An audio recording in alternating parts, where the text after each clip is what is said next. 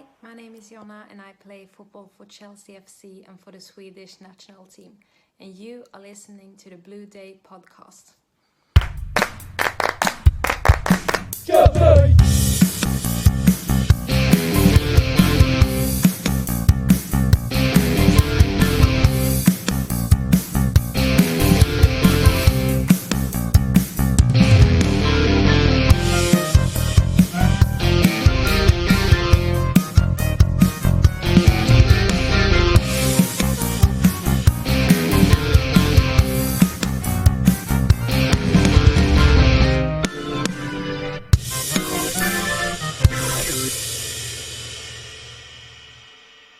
Welcome back, my friends, to the podcast that never ends. This is the Blue Day podcast, and for Chelsea fans everywhere, every day is a blue day. I am your host, the creator, the man with a face for podcasting, Keith Lawrence, and joining me this week is a guy who bleeds Chelsea, who loves Chelsea, and would certainly teach Jorginho a thing or two about defending. It's Steve Wicks. Steve, how are we? We're all right, mate. All right. Not too bad. A little bit... I'm still trying to get over the weekend. Talk about skin of our teeth. I was just about to get used to the Emmerdale Cup. I was just about to get used to sort of, watching the boys play on Thursday nights, having to put all me schedules all out of tune. But no, Tottenham did us a favour. Who would have funked it? Who would have thought that? Tottenham did us a favour. I know. I bet we gutted afterwards. Well, again, I mean, there's Tottenham fans that I've spoken to that were like, why have we helped Chelsea out for? We should have had Leicester to win. We've got nothing to play for. Why have we allowed, why have we allowed Chelsea to be in the Champions League? We're not interested in that. But yeah. I'll tell you what, mate, it would have been interesting to see if the Super League, the so-called Super League, could have brought the excitement of that weekend. Oh, I don't think so. Well, that would have been interesting considering the 6 clubs that wanted to go in the Super League, 3 of them not in the elite European competition. Yeah, absolutely. That would have been interesting. Living in the past, a lot of those clubs. Yes. Well, hopefully, again, Chelsea have made certain decisions this season. Of course, they've made a lot of bonkers decisions over the years, but hopefully we're not going to get to a point where we're stagnating, that we still need to improve and go forward. And I think that this season has certainly proved that we can't stand still, bearing in mind how City have been this season and how Liverpool were last season. We still need to improve. And whether or not, and hopefully we will talk about it more in detail, but whether or not getting 4th place papers over the cracks a little bit, bearing in mind this team does need improvement. I think there are still a lot of weaknesses in the setup. I think there's still some areas that need to be improved. And again, Man City are the benchmark. We have to get close to that if we want to win the league again. So it's important that, again, depending what happens on Saturday, win, lose the trophy, we have to recruit well in the summer, and we have to, as we discussed on the phone yesterday, Steve, get rid of the deadwood, get rid of the ones that we've probably given so many chances to that are not good enough. So it's just simple as they're not good enough. It's not a case of they can't fit into a system or their families abroad and they're missing them. If they're not good enough, just get rid of them. Yeah, I agree. Yeah. It will be interesting, but we'll start off, obviously, reviewing the Premier League campaign as it's finally finished. It seems like this campaign's gone on forever, absolutely forever. We started... If you remember, obviously, Frank Lampard was in charge. There was a lot of hype going into this season that we spent over £200 million on signings like Ben Chilwell, Timo Werner, Kai Havertz. And we was bleeding in the youngsters like Mount and James. Steve, just to sort of start off this sort of topic of conversations in regards to this campaign, what were your thoughts going into this season, sort of looking back, bearing in mind the amount of money that we've spent and the youngsters that was coming through the ranks at Chelsea? Well, I thought Frank did ever so well to get us into the Champions League last year, considering he didn't have any windows to deal in. And then I saw Havertz play in the European Cup, I think, last year, and he looked a hell of a player. Zilic, he, to me, isn't ready, for the... It seems to me the best signing was Chilwell. And I think that's because he knows about the Premier League. He's played in it all his life. So he fitted in well, and he's a very, very super player. But the other three players, I think, have found it really hard to get up to tune with the Premier League. And it might be hard for them because they're playing 3 games a week and it's never ending. And maybe, I don't think it's helped them. But I think that we brought inexperienced younger players that it sounds great to build, but unfortunately, you haven't got the time to do that now. You can't look and say, oh, in 2 years' time, 3 years' time. Otherwise, you're out the front door. You're out the back door after about six bad results. Look what happened to Frank. Yeah, and I think that in hindsight, maybe we should have gone for a slightly more experienced player. Interesting. When you look at that, and when you look at also the players that were available in the summer, that again, depending on who was the person behind the deals, yes, Frank was the coach, but was he the one that wanted Timo Werner? Was he the one that wanted Havertz? And probably if you look at how many times Havertz was perhaps used under Frank while Frank was there, so, certain questions were asked at the time. And, I remember when there was a point where Timo Werner was dropped under Frank, and there was, rumours going about that, Timo was a club signing. Well, we need to put it into perspective that Chelsea, throughout the times Roman has been in charge, has always made club signings. If you look at the likes of Shevchenko, all the way back to 2006, the likes of Shevchenko, Torres, the ones that are sort of immediately on the top of my head. So, yes, Frank was obviously the one in charge of team affairs, but when it comes to the likes of Havertz, and again, they're spending a lot of money on these players, and they're not spending it to invest. They want their investments back. And when you see, 2 lots of £70 million players on the bench, somebody with a business head on that's in a director's box is looking at that's probably the situation with Chelsea not getting the results, thinking we've just spent nigh on 150 million plus on these players and they're not playing. So you have to look at it from the business side as well as the football side as well when it comes to these particular players. Yeah, I agree, Keith. I agree, but I think a manager should sink or swim by the signings he makes. I think football's got I would have always said, a manager had the last say. Well, the first team coaches it is now had the last say, and I think that surely someone from Chelsea would have gone to Frank and said, "Are you happy with these players?" I'm sure that would have happened. And I'm sure Frank he looked at that, and Werner had a great season. As I said, Havertz, he was brilliant against us in the Champions League. So he would have been happy with that. It's just, to me, it's the other little things that have gone on that, we've played with Tuchel, and we play a brand of football which I'm still not sure about. I'm still not sure. I think tactically he's very good. Tactically, as I said, against Man City, he got it spot on. I hope he gets it right on Saturday, but he got it spot on.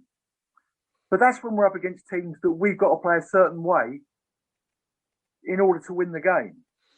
what concerns me is when we've got a team that we should beat and beat well, we've done that once this season, and that's Crystal Palace, where the fans could say, "Oh, that's great, we've won that game, we can enjoy it." And I just wonder, on Sunday, Chilwell had more shots at goal than any of our forward line. And you look at it and you say, well, we've got no edge to our attacking play at the moment at all.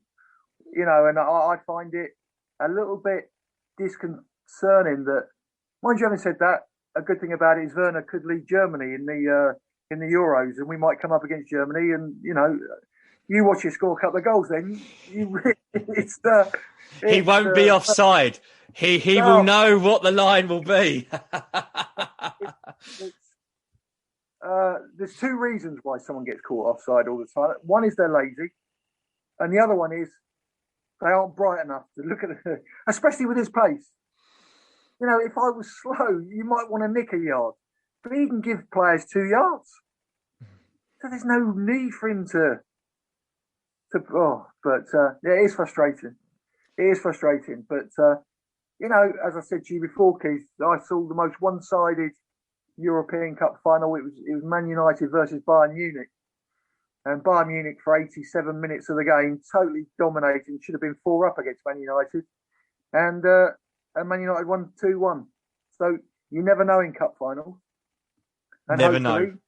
You never know. We will talk about the Champions League final later. And in regards to, when we were talking about with the Premier League season, one game that springs to mind for me that things weren't rosy in the garden of Chelsea was West Brom away.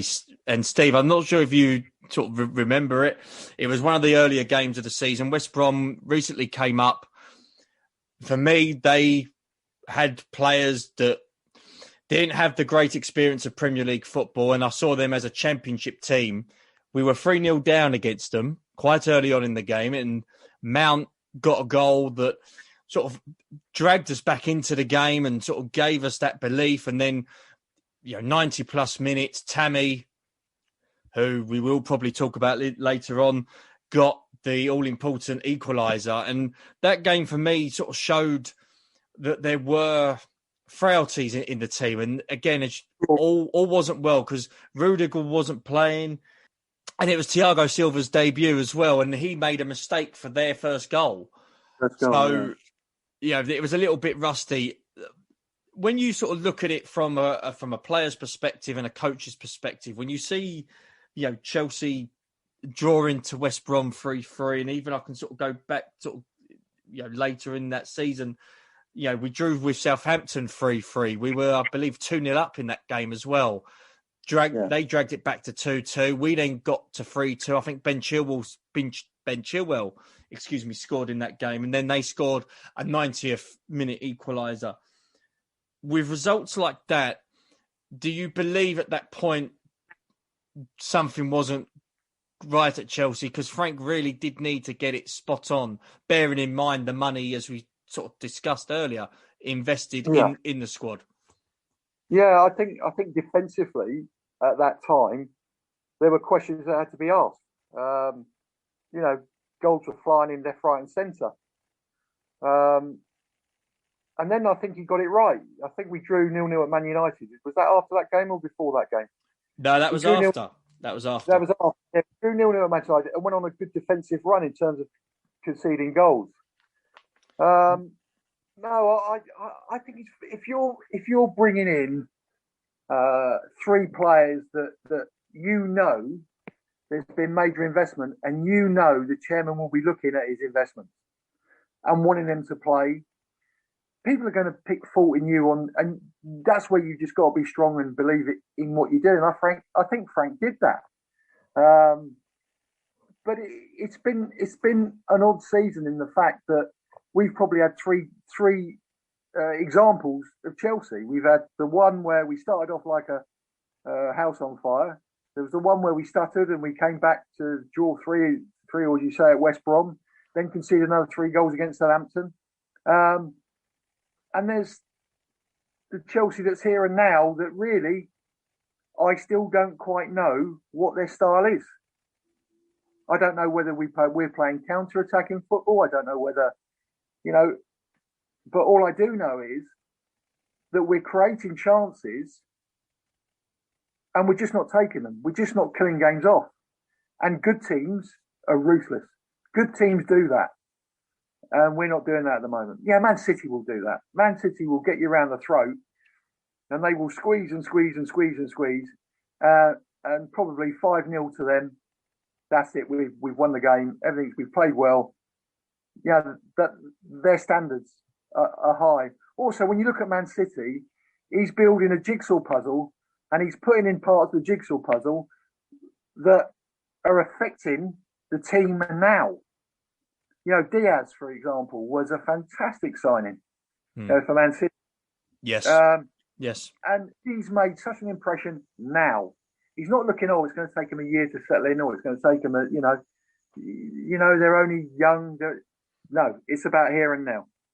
It's about here and now. And I think that's what football is. And it's that ruthless that you're going to be judged on 6 bad results.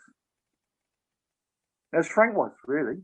Yeah. But you ask yourself the question. It'll be interesting to see, Tuchel with a couple of his own signings in. So, and having time to rebuild the squad. And it needs rebuilding now. We've had people that have been great servants to us, but now you've got to be a bit ruthless and say, right, we're building a squad here for the next 2 or 3 years. They've got to go. And it's interesting when you mention that, because I remember at the time we was on a quite a lengthy run without defeats, and we was actually playing some decent football. I remember there was one game in particular against Newcastle at St James's Park in November. We played some great stuff, and normally we don't do well at Newcastle. We sometimes we've had much better teams and we've come away with defeats, but we played really well against them, and we were unbeaten in the month of October and November. And I remember against Leeds United, it was a Saturday evening game. We won the game 3-1. It was when it was the lockdown. The first lockdown was easing, and it was the first game where 2,000 supporters were able to go, which was, again, quite sort of a privilege for those supporters to be there. We won the game. We were top at that point, albeit for 24 hours. But you can see the improvement from what we were doing under Frank the first season to then now. And then we Champions League sort of midweek, and then we play against Everton on the 12th of December. And then we lost the game 1-0. And if I seem to remember, I think Mendy gave away a penalty. And I think it was Everton's only shot on target that game. And we were quite woeful at the other end. And it was that point where I think the reality kicked in that perhaps we've got a tough job to perhaps stay in them sorts of areas. And with that result came the downfall for Frank, because there was then some bad results, losing to Wolves 2-1 when Wolves were struggling in this season, and Wolves scored a last-minute winner. You had then the Boxing Day game against Arsenal, and again, Arsenal, you just look at them this season, they've worst season in 25 years. They played us off the park that night on Boxing Day, and we were just absolutely woeful. We then drew to Aston Villa, who, again, weren't in a relegation scrap, but they were sort of, say, comfortable in mid-table. But again, we had a better squad. We then play at home to Manchester City, and at Stamford Bridge, they just outplayed us from the first minute to 90. I think it was a game when De Bruyne had a fantastic game. Phil Foden was, really starting to kick on as a footballer. And it was that point where the season started to unravel. And, again, there was rumours of Frank's falling out with players and having issues with certain individuals in that squad and certain individuals going to certain people in the boardroom.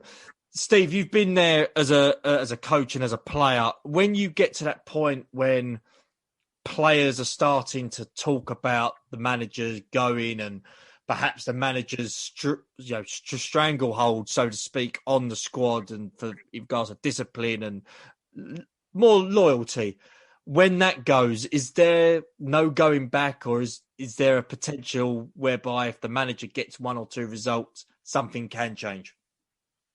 Well, first of all, a manager needs his players. And you can keep some of the players happy some of the time, but never all of the players happy all of the time. And I don't think it's right. I'm a little bit old-fashioned on this. I think, number one, they shouldn't be even entertained. If I was a chairman of a football club and I had older players coming to me wanting to complain about the manager, I wouldn't even have a discussion with them. He shouldn't be entertained. I think the turning point in Frank's was the Man City game with De Bruyne, where they looked different class to us. And it was then what you could do, you could see that there was a gap opening. The gap between them and us wasn't getting smaller, it was getting bigger, the gulf. And I think that was the game. And again, it's so, to me, the whole crux of this is who signed the players. Who signed the players? I've always said to you, and I've always said on this podcast, is the fact that great coaches improve players. They improve players. But paying 70 million quid for a couple of players, you shouldn't have to work that hard to improve them. You know what I mean? There should be a real good player in there somewhere. But the players that we bought, when they first came into the team, didn't really show anything. You couldn't look at them and say, "Oh my God, what a player he is! He's going to be he's going to influence this season for us. He's going to." Because to me, they brought boys, they brought young, inexperienced, really players. And this is not a league you come in inexperienced thinking that you're going to win the Premier League. That isn't going to happen. That isn't going to happen. And I think Frank was a victim of a lot of things. I think he was a victim of the senior players in the side that felt that he was playing the youngsters too much. And they deserve in there more respect and should be playing. And, and it's easy to go in and see the chairman when the results haven't been that good. It's easy to see that. And I think all in all, Tuchel came in. There was a lot of people unhappy about Frank going. A lot of Chelsea supporters were absolutely devastated that Frank went. And he was lucky. He had a fantastic run of games, really, I'm not saying he's lucky, but they were good games to be playing. The run of games that he had at the time, I remember thinking, God, dear me, he's had a right result there because they're all games that we could win. And he won them. But to this day, I haven't, with the exception of Crystal Palace, I haven't really seen Chelsea dominate a game and look as if we're going to score. In the good old days, every time we attacked, you thought, "Oh, we're going to score here. We're going to score." And we play great football. But it's almost like we've gone back now to playing balls over the top, looking for Werner's pace, loading the box. As simple as that. That's Janet and John football. But it's worked for him.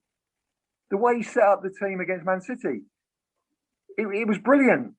But it's us being the inferior side and not allowing them to play. It was all built about not allowing them to play, not so much how we're going to play. And what we relied on in that game was balls in behind for Werner to get on and people to get on and to load the box and get the ball in. So that's what concerns me a little bit. And against Villa, I thought that in the second half, towards the end, at least we didn't go down in a puff of smoke. We went for it. And we had a real go with 10 men. We went for it and had a real go. And probably that last 20 minutes, that spell was as good a spell as we've had for a long time in terms of dominating a game. I don't know whether you agree, Keith, but I think that the cup final on Saturday is tailor-made for the way we play. Tailor-made, because we can go back to that old thing where that game plan against City works. Everyone plays it against them because they've got to, because they have the ball 75% of the game. But it'd be interesting to see what game plan he comes up with this time. Well, again, with Tuchel that came in, there was a lot of media hype out when he came in. Because he came in on the Tuesday, the next day Chelsea were at home to Wolves. We drew that game, and he dropped Mason Mount. He dropped Mason Mount for that game, and there was a lot of perhaps overthinking it from Chelsea supporters. I do seem to remember certain people on Facebook and other social media outlets saying that he's not going to play Mount. Mount's going to be one of the casualties of Tuchel's just going to want to bring in his own players. Well, Mount's just recently won Chelsea's Player of the Year, and rightfully so. He's been absolutely outstanding. With Mount winning that award and the fact that he's basically been, there's no debate about it, he's been Chelsea's best player. Can Mount kick on to the point where he needs more goals in his game? Is it a case where he needs to be more influential in games whereby he can take the game by the scruff of the neck and make it his own? Where do you see Mount's progression in the next 12 months, Steve? I think he's rightly got Chelsea's Player of the Year.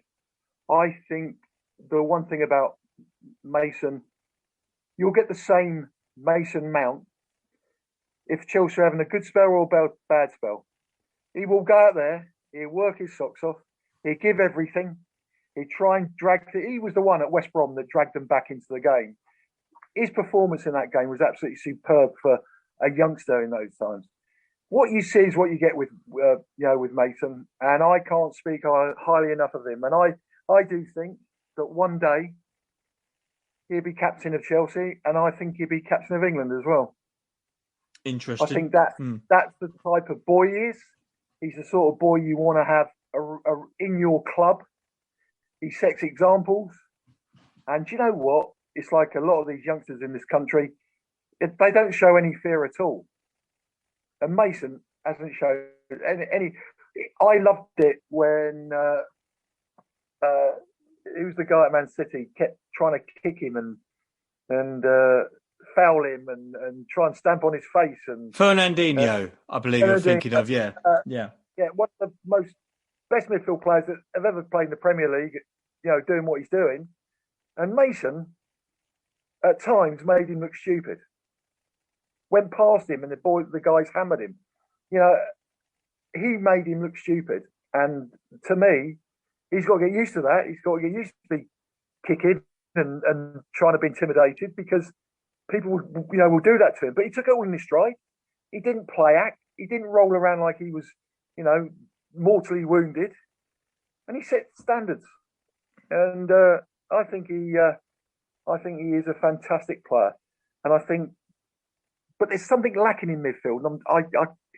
Whether it's a Tielemans, that type of player, whether it's I think Kante to me is a fantastic player, but there's something missing in midfield. Yeah. If you say Mason scored a few goals, but where are the other goals coming from? Who's scoring goals from from midfield? Well, later on, we'll sort of discuss the Premier League top goal scorers for Chelsea this season. I know a few sort of people have already mentioned it. I know BBC sort of did a caption of it, but it'll be actually interesting to sort of discuss that in detail later on. But, when you say Tuchel came in, he changed the system, And we did actually go on a nice unbeaten run, from his first game against Wolves in the 27th of Jan. It wasn't until April the 3rd that we lost a game, and that was against West Brom, which was a freak result. Yes, we were down to 10 men, but that was one of the freakish results of the season. But in between that time, we went to Anfield and we won 1-0 with Mason Mount scoring a fantastic goal. We beat Atletico Madrid 2-0 at our place in the Champions League. We beat Everton in the league as well. This is just sort of some games I'm just picking out. We beat Newcastle 2-0. We go to Tottenham and win 1-0 as well. With a fantastic defensive display that I remember, it was just from everybody, from the defence all the way from defending at the front. We were just fantastic as a team. So then we unfortunately lose to West Brom, and then we bounced back against Palace, which we sort of mentioned. And as you say, the overall team performance with that game was fantastic. And you just felt that something's bubbling, something's sort of coming up to the surface a little bit with this Chelsea now. Tuchel just seems a little bit more tactically assured of himself. He's got that experience of being with the likes of Dortmund and PSG. And it just felt, I remember at the time, I was thinking that this could work because the way he sets his team up is perfect for the players like Werner, players like Pulisic and Hakim Ziyech, who we will talk about sort of later on how they've done this season or lack of. But for me, it was massively important that Tuchel started getting the defensive shape right because of the amount of clean sheets we got during his time, and it certainly helped Mendy in goal. Yeah, he made a big difference. And being a centre back, if you haven't got confidence in your goalkeeper behind you, it's a nightmare. The difference when you're confident with the goalkeeper that you've got behind you, and one where you're thinking when you're not confident, it makes your decision making. It affects your decision, and the whole back four can look a little bit on edge if you've got a goalkeeper that is out of form. And Kappa was way out of form at times, and Mendy made a difference. There was an air of confidence about him, which gave confidence to the back four, back five, or whatever formation you play. But he was a good signing, and he's done well. Do you think that's been the issue then with Chelsea? Maybe not this season, but probably last season when Kepa was unfortunately playing every week. But do you think that was the case then, that the Chelsea defence had no confidence in Kepa because it was just a case where every time someone would take a shot, it would go in? Yeah, I think they would.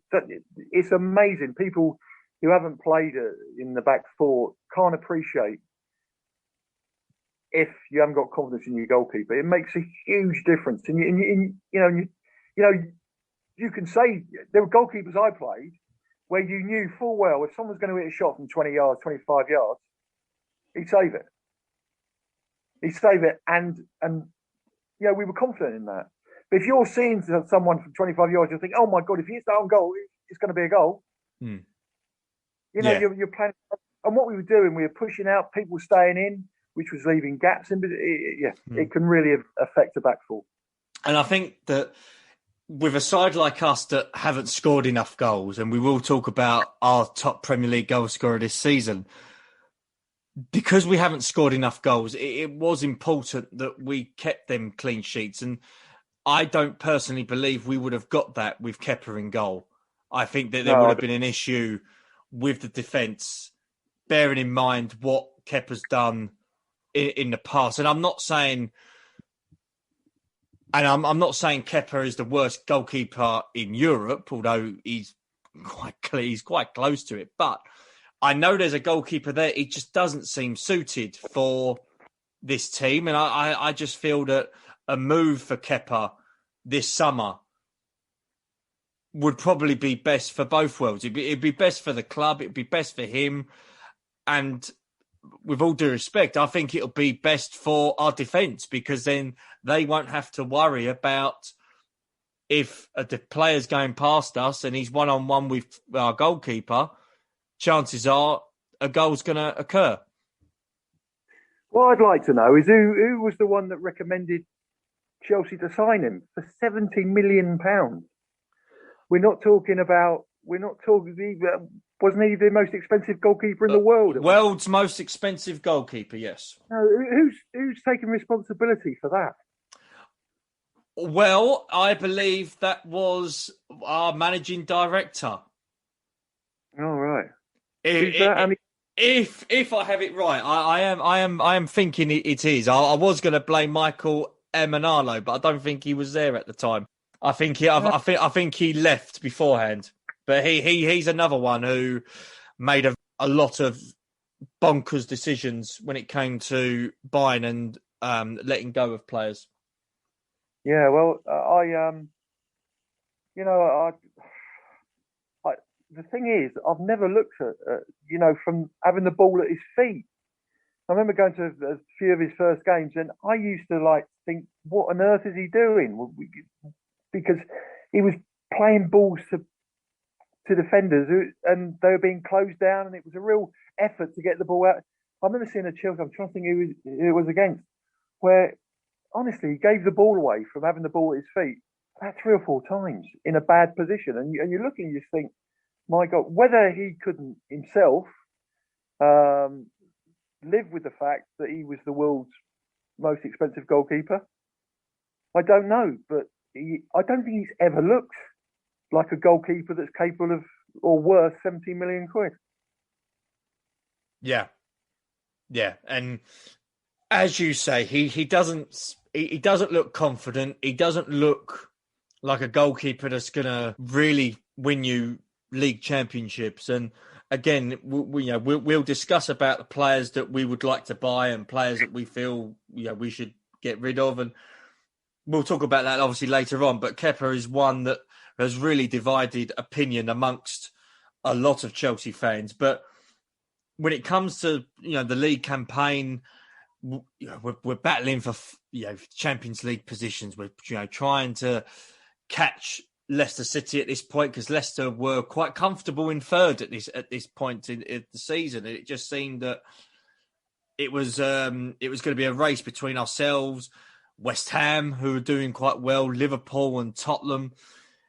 But the one sort of game for me that really stood out, that was a case of our credentials as a top side, was beating Manchester City at the Etihad. Now, people will say that Man City didn't have their full strength squad out, or Man City had their eyes on anything else. But if Man City won that game, they would have won the league.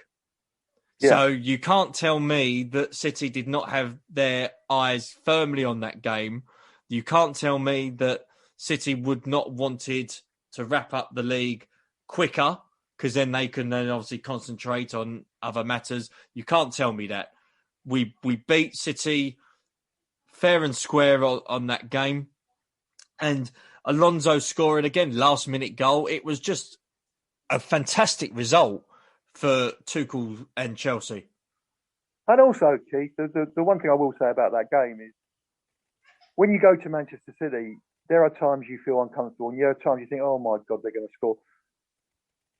In both the semi-final and to certain degrees in the league game, I never felt that with Man City. I never felt that they were going to pressure us and we'd be fighting to get the ball out of the box and heading balls away and back it's coming.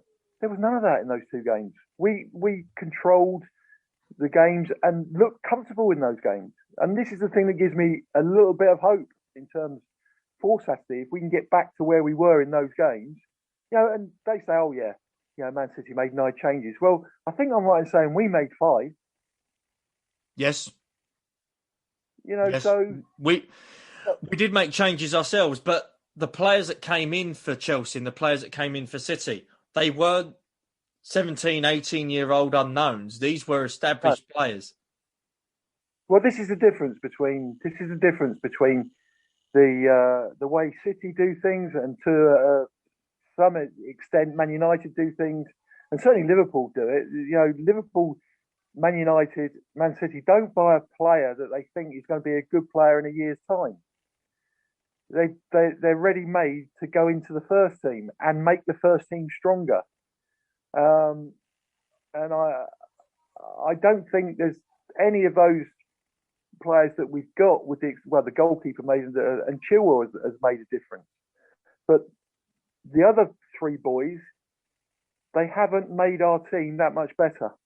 They haven't contributed this season where they've influenced our team becoming a better team. Yeah. In fact, I think I'm right in saying that we probably qualified easier for the Champions League last year without them. Interesting point. And I think, don't get me wrong, I think Havertz is a superb player. I've got slight question marks about. I stick by Havertz all day long because he's an elegant. He's got something. He's got the X factor about him.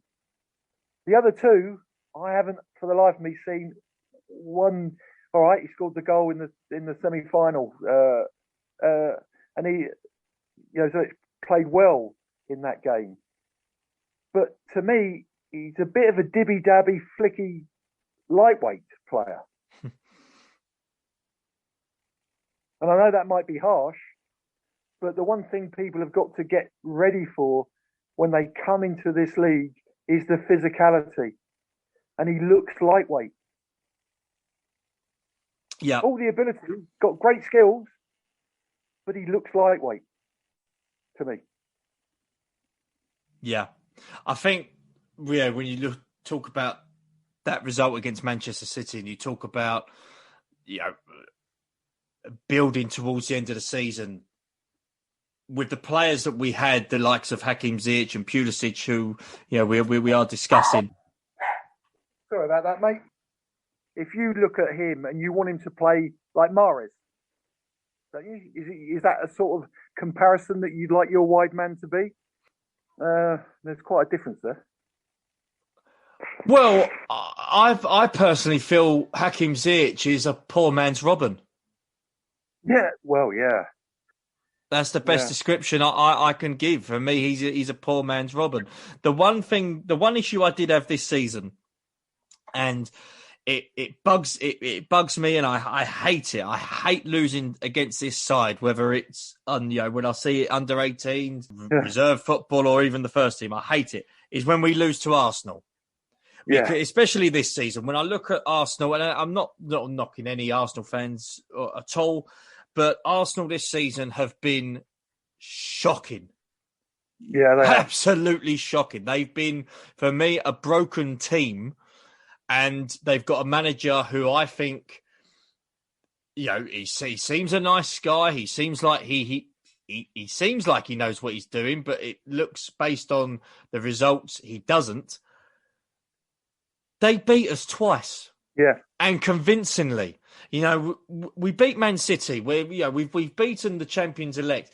We should be, on cloud nine. We should be, a force to be reckoned with. We should be a team now that is building. Yes, we were in an FA Cup final. We're in a Champions League final, but we should be building towards next season. These players should be playing for their places in the finals. This is what would have happened under Jose back in 04 to 06. This is what would have happened even under the likes of Vialli and Ruud Gullit, Glenn Hoddle, managers of that caliber, and even, people like Eddie McCready and Dave Sexton. You would have players, they've beaten a top team.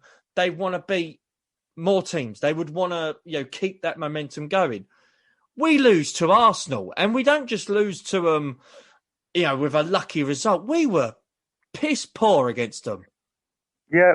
Well, I think that's the thing I'm trying to get over to, is that we should be, with what we've invested, and if you look at that investment into managers as well, and because it costs a lot of money to bring managers in and to get rid of managers in terms of compensation. You've just got to look at Jose Mourinho's bank balance for that. And I see a footprint at Chelsea but it's not a very deep one. And what I'd say is that we should be a lot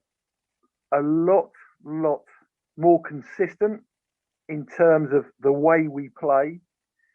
We've won games, a couple of games where we shouldn't have won them. We've been a bit fortunate. I thought in the FA Cup final, I thought we were poor and we had no cutting edge up front at all. Absolutely. And I think that our only hope, and again, it happened to Villa, where we're playing extremely well in the first 20, 25 minutes. We look a team.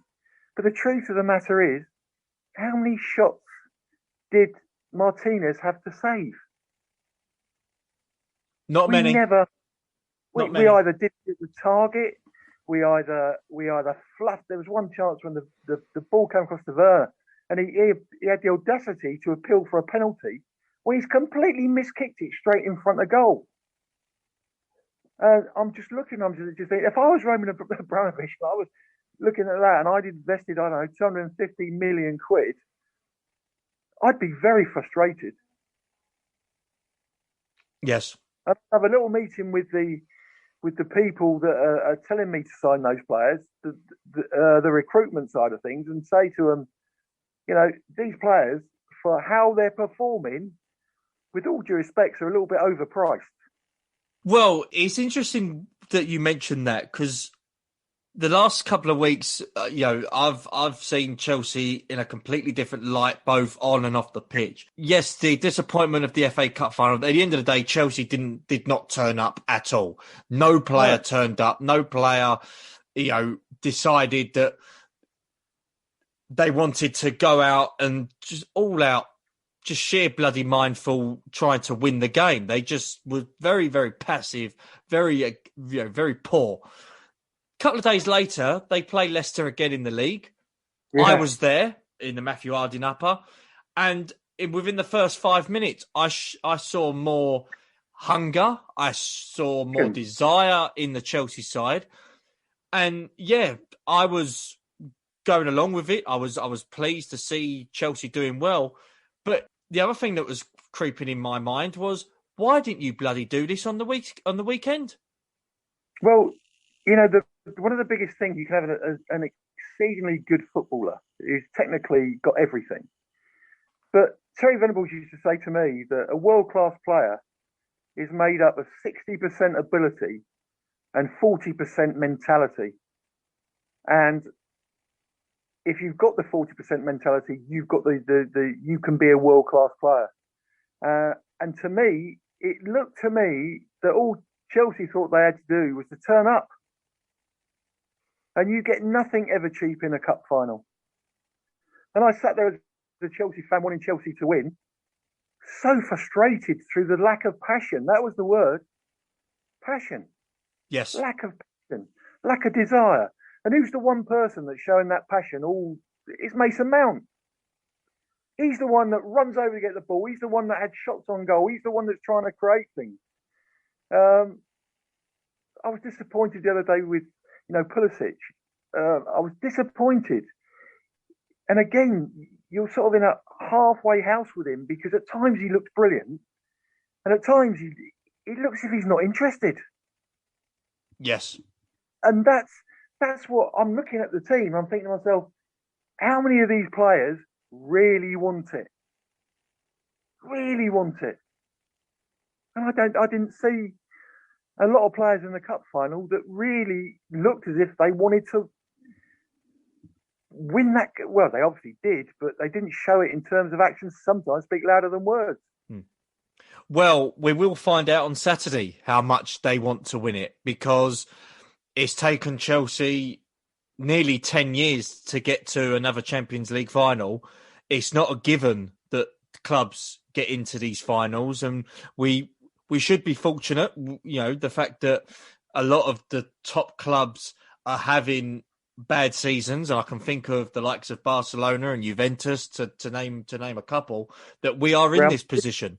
Real Madrid, absolutely. And, in 2 games against Real Madrid, Steve, you saw the games as well as I did, and I know there's thousands of Chelsea fans that would hopefully agree with me.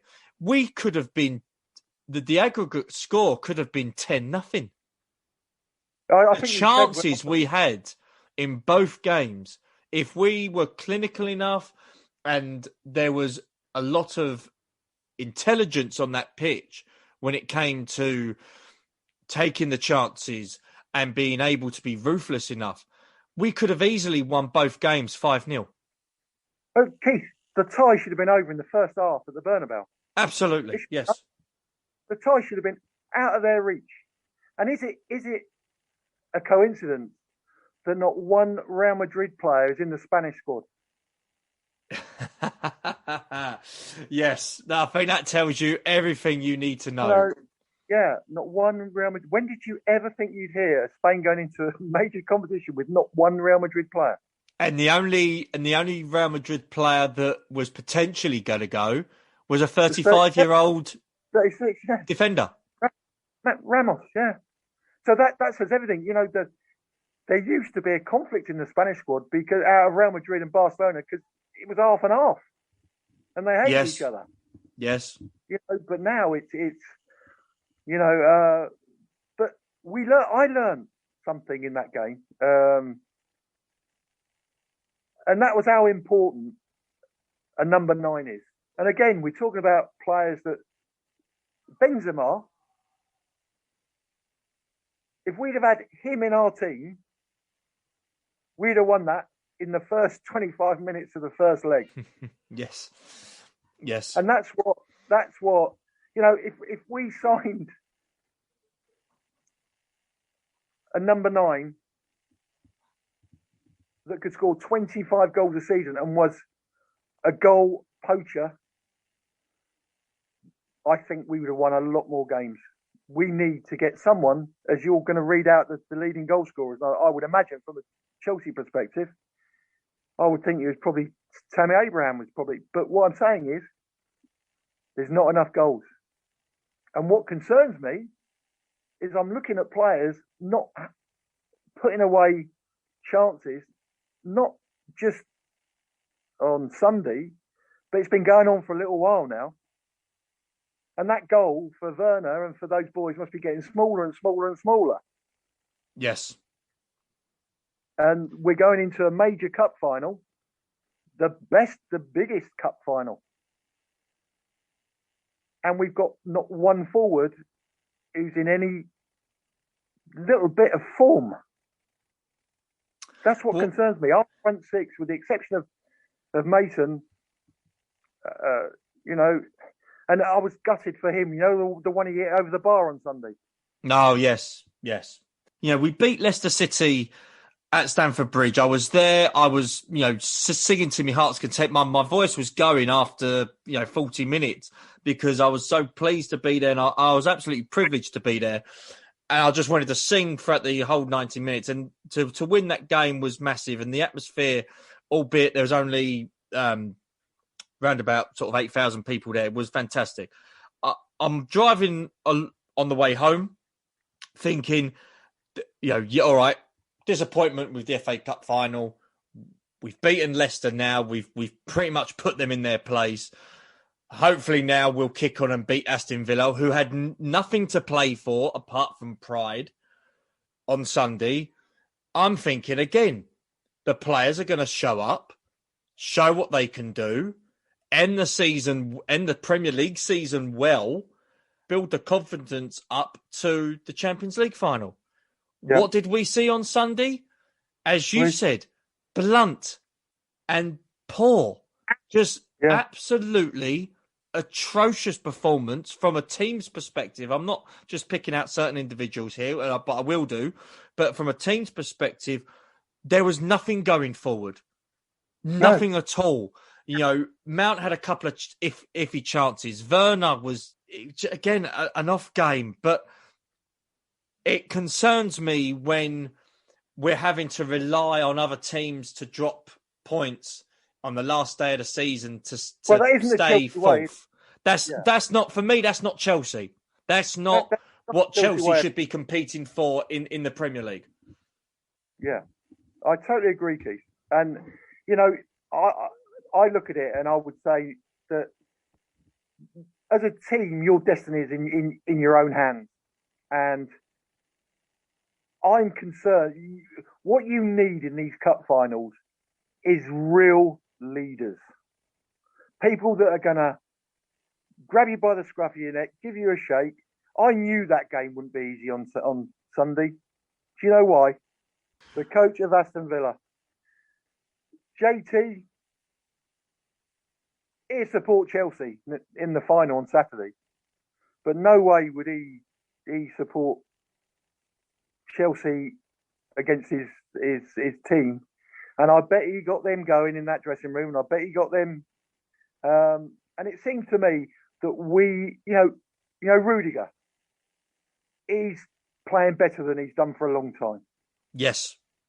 But do you ever see him have a go and point things out, and like JT did in his heyday, and get older players and come on, do it? No. He does that, for me, he does that when things are going well. When things aren't going well, he goes hiding. And I don't know why, because it's the same player. Yeah, well, yeah, to me, a leader is the one that leads when you're down, you're up against it, you're struggling. He's the one that gets everyone together.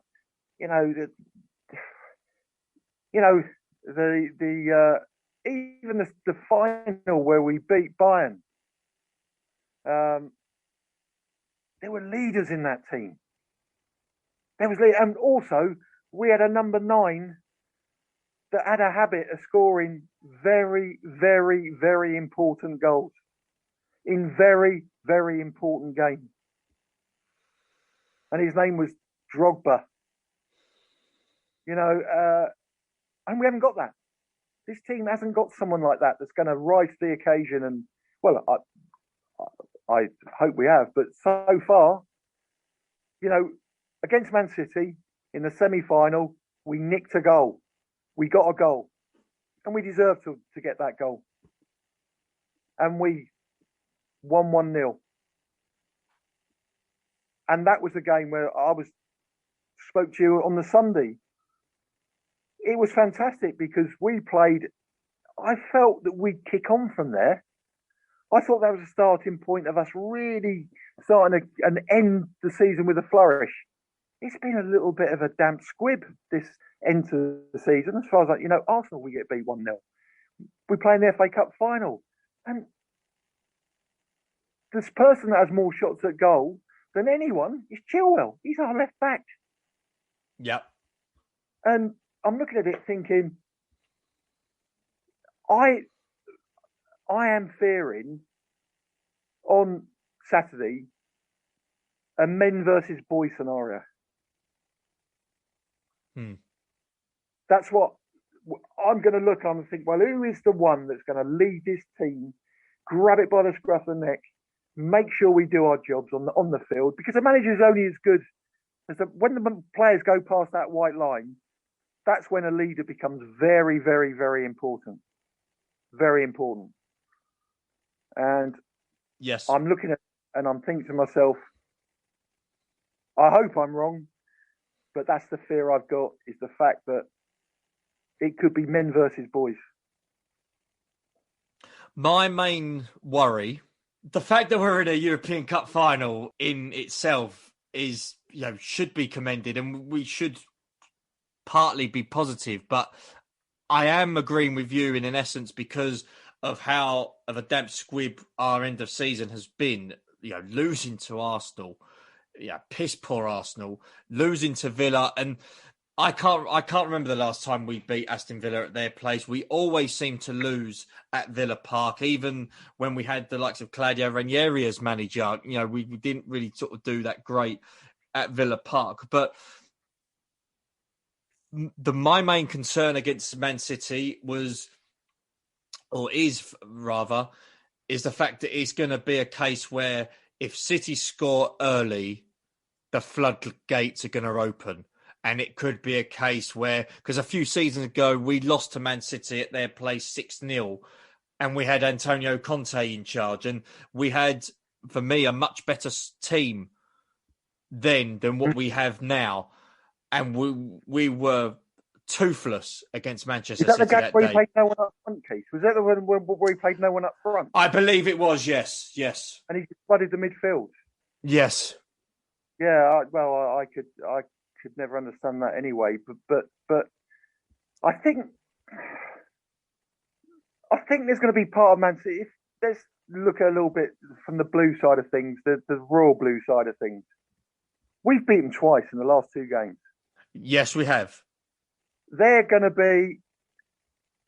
be confident, but not as confident as they might be. And the one thing about Man City when they're playing well and when they're a very arrogant side. They get hold of that ball, they boss the ball, they don't give it away, they work hard at getting the ball back, and they boss the game. There's got to be a little bit of, this team have beaten us twice in the last month. There's got to be some little things that I'll tell you, the best scenario for us is for us to score first. Yes. I don't want us to chase a game. I think it's really important we get that first goal. Agreed. Absolutely because once agree. you start chasing Man City and you start sort of going for it a little bit, that's when they become very, very dangerous. Very dangerous. Well, in regards to sort of touching on the Premier League, and we're sort of going to close the chapter on the Premier League, I'd like to talk about the top goal scorers for Chelsea in the Premier League this season. Steve, I don't know whether you've seen the list. We'll sort of talk about this quickly, and then we'll sort of touch on the Champions League final a bit more, and then we'll talk about our predictions for the summer transfer window. The Premier League top goal scorers for us this season. It's the first time a team has finished in the top 4 places, and their players have not scored over 10 goals in the league. Oh, dear. Our top goal scorer is a man who all his goals have been penalties. Jorginho. Oh, my God. With 7. When would anybody have ever thought Jorginho would be our leading goal scorer? Oh, my God. Oh, hey, what? God, the Chelsea fans used to go mad because he was playing so deep. Oh. All his goals have been from the spot. This season, anyway. Now, that stat should tell you everything where Chelsea are at this moment in time. Yeah, as we've been talking about, Keith, we haven't got a cutting edge. We haven't got that number 9 that scores 20. In fact, the first podcast that I spoke to you about, it was that we need a number 9. Yeah. We need that talisman up front. We need an Osgood, a Drogba. We've been renowned. Dixon, Jock Finiston. All those boys scored 20-odd goals, 25 goals a season for Chelsea, and we haven't got that. And it's hit the nail on the head with what's wrong with Chelsea when we've got Jorginho, our leading goal scorer. I wonder what price you could have got at the bookies on that at the start. Well, the man behind him in joint second place is a guy who I do fear the fact that if Tuchel's going to be there after the summer, that this guy won't be, is Tammy with 6. Tammy. Yeah. Mason has 6. Yeah. Timo Werner has 6. Should have had 26. Should have had 26. The next guy, and this is where Chelsea are at this moment, is a player who I personally like, but I do believe we've got to touch on what we predict later on with players incoming and outgoing. Kurt Zuma is the 5th guy on the list with 5 goals. Yeah, he had a little good spell, didn't he, with headed goals from corners. Yeah. And that's our top 5. goal scorers. That is unbelievable. That is unbelievable. The midfield players in that, like Mason, that's not a bad return, because I bet in that thing with Mason there's a lot of assists as well in terms of his. So that's not a bad return. And Jorginho, take bottle to take penalties, but they should be way down the list, and you should have people with 15, 10, 25. I wonder how many goals. Quite simply, if you signed him, I wonder how many goals Aguero would score. Oh. Or I bet it'd be a little bit more than 6. Well, you do talk about assists. I've actually got the assist table up for the Premier League. The leading assist maker for Chelsea. This might surprise you. Werner with 8. And I haven't got it here. I'm just. That's why it surprised me. Do you know who the second guy is? Who's the second on the list? He's joint second. I would say Mason Mount. Mount's one of them, but there's another one. Can I phone a friend? He plays in defence. Chilwell. Yes. Doesn't surprise. Well, he's not. The one thing about him is he appears in the most fantastic positions. That goal he scored in the final. He appears. He's on the 18-yard box, isn't he? Well, again, the goal he scored against Aston Villa. His overall position, and I think that will be key for Saturday, because I do believe that if he plays Chilwell left wing back and he plays Azpilicueta right wing back, I think you will see Chilwell going forward more to overload on that right hand side, because I do feel that Kyle Walker is okay-ish going forward. He's not great as a defensive wing back, so that could be key. That could be the area that Chelsea could exploit, and this could be a game. If we're talking about previewing the Champions League final, I know he probably won't do it. I would play Werner on the left-hand side. Yeah, I would most definitely. Because I would play Werner left with Chilwell and overload that right-hand side for Man City. Yeah, and also what that will do, that will stop them attacking, because they'll be very conscious of Werner's pace behind. So that will stop their, and the two sources of their attack are their two fullbacks.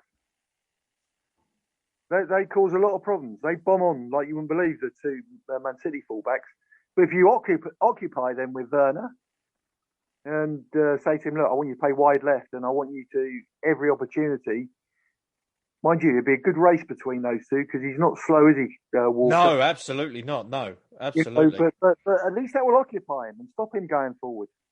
And Werner, to be fair, the one thing I can't ever criticise, he reminds me a bit of Tommy Langley. Tommy Langley wasn't the world's best finisher and missed a load of chances, but he works really hard.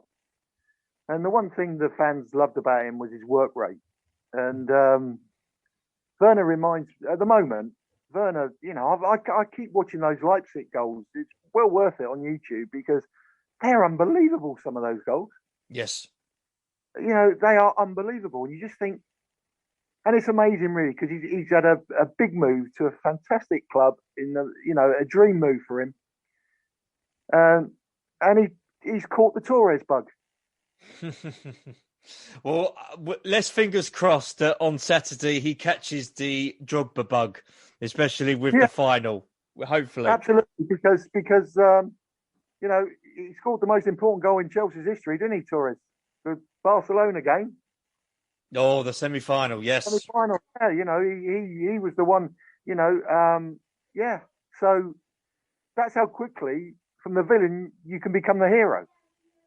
And if I was someone, I'd play Werner that and tell him that he was in a thing where even the Chelsea fans were ridiculing Torres at that time. Do you remember at Manchester United when he went round the goalkeeper and missed the goal? I'm trying to forget it. I have it pictured in my head because I remember watching it live on telly, and I still can't fathom how he missed it. But yes, But I when he did that, because of the sort of form he was in, I felt absolutely gutted for him because that was just epitomised what he was going through. yes, absolutely. But as you say, hopefully somebody it shows the players the 2012 DVD of us beating Bayern Munich. And again, we were underdogs in that game. I do believe that we are underdogs in this game as well. But again, we've got a little bit of experience when it comes to European football in the team. We've got players that have won things in our Chelsea team as well. So I know City have recently won the Premier League, but I'm not writing off Chelsea. Yes, I don't. With all due respect, I will gladly put my hands up. I do not fancy our chances on Saturday, but I won't stop believing that we could pull off an upset. And maybe even in the 89th minute, if the game is still 1-0 to City, for example, I will still not stop believing that we could still win it. No, listen, as we've seen in those games, the Man United game we already talked about, and the Chelsea game to a certain degree, we hung on by the skin of our teeth. Both Man United and Chelsea in those two cup finals hung on by the skin of their teeth because they should have been 3-0 down, Man United. And once we went 1-0 down against Bayern Munich, everyone thought the writing was on the wall. Yes. So if you hang there, no one knows what could happen. No one. It might come off the end of Werner's nose without him realising it and go in. It's one of those games where you just got to keep yourself in the game. But what I'm saying about you, we probably know how to play against Man City, probably better than any other club because it's worked for us twice. And if I know Pep's a bit of a tactical genius, but so is Tuchel. So therefore, they might want to tweak it a little bit. But we have beaten them twice. We've beaten them and beaten them well twice. I think we went to Man City and we had more possession than any other team had ever had at Man City in that game. So we've got something to hold on to. We've got something to, and also it's quite nice going into a final, not the favourites. Interesting. There's no pressure. There's no real pressure. There's no, I talking to Chelsea fans. I was in a house full of them not a house full. My son had a couple of his mates round, and they're Chelsea fans, and not one of them thinks we're going to beat Man City. They want Chelsea to beat Man City, but not one of them thinks they're going to beat. And I think when you're like that, you've got nothing to lose, and you turn that on its head, and you go for it. Absolutely.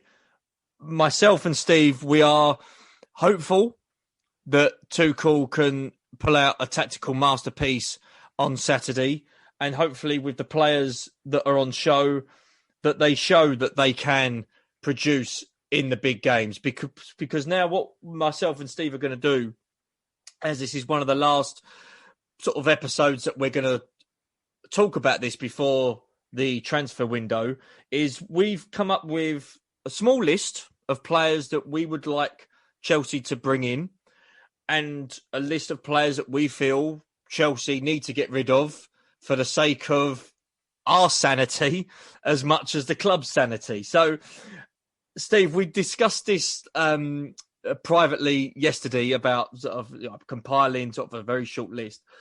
It didn't take me long for my sort of first 2 to 3 players that I was thinking of bringing in. But just to sort of start this off, Steve, if I can, when it came to being in the dressing room and you was part of, some great Chelsea sides that, were bringing in some top players, but also names that perhaps became better players at Chelsea. How important is it for the recruitment side to be absolutely spot on bearing in mind the money involved in the actual sport of a football? Well, it's very important, Keith. You know, with all due respect, if you look at our recruitment from Kepa, you know, the most expensive goalkeeper in the world, 70 odd million pounds we paid for him. We paid 250 million pounds for 3 players that really haven't done it yet, and they've had a season. The truth of the matter is, they've had a season. They've still not shown.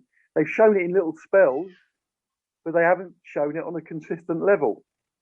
And I think the recruitment, if I was Roman Abramovich, I wouldn't be too happy with my, recruitment at the moment. I'd be asking questions. And the other thing is, there's a lot of managers, and Pep's one of them, that he finds out what kind of person you are, whether you're a good pro, whether you're dedicated, whether you like a drink, whether he looks at everything. I'm not saying for 1 minute Chelsea players like a drink. I'm not saying that at all. But what I'm saying is, it's a thorough thing. And the recruitment at Chelsea, it's not a coincidence, probably, that the most successful signing that we've had has been Chilwell, because he's spent his footballing life playing in the Premier League. And it's a massive difference to most leagues. It's just the physical, the physicality of it. And the truth of the matter is, you could term them as not physically up to the lightweight, not physically up to the job. And you've got to, when you come into the Premier League, you've got to start immediately.